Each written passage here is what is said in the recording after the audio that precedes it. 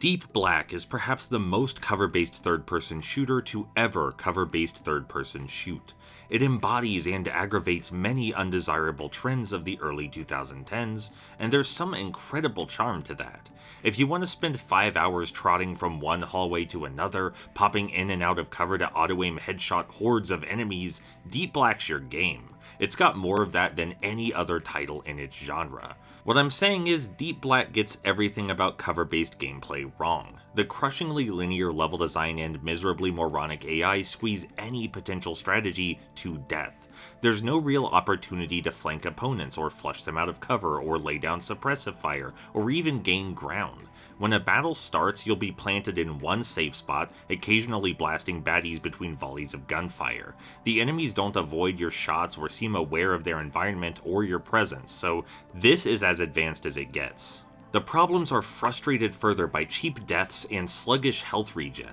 There are always just a few more foes waiting to leap out and blast you, even when it seems like you're all clear, and then you go down in a flash. There are also some incredibly brutal battles peppered throughout the experience, so even though most of the game just requires excessive patience, you're occasionally backhanded by a thick brick wall.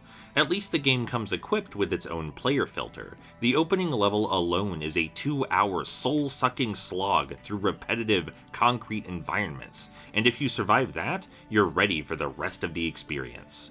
The storytelling doesn't fare much better, though it certainly tries. There's a genuine attempt here to craft a complex setting flush with geopolitical intrigue, but in execution, there's too much focus on the big ideas and not enough on the moment-to-moment progression.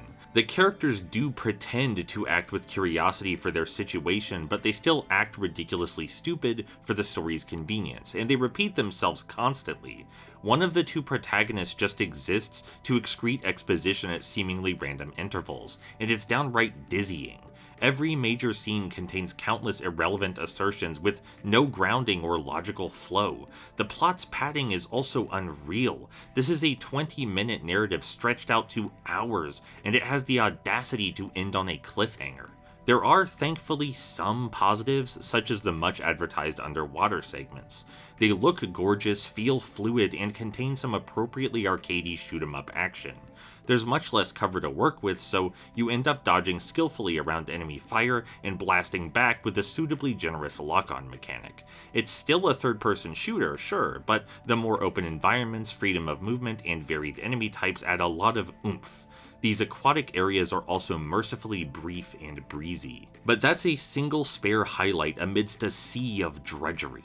Deep Black feels like a game made for no one. It comically misunderstands cover-based shooters on a conceptual level, spins a silly and disinteresting story with more ambition than brains, and its most unique features are buried under mountains of samey shootouts and difficulty spikes. That being said, it is still impressively effortful. For all of its flaws, a lot of love was plainly poured into every aspect of production. Some folks really wanted to make Deep Black, and even after all these years, I'm glad it exists.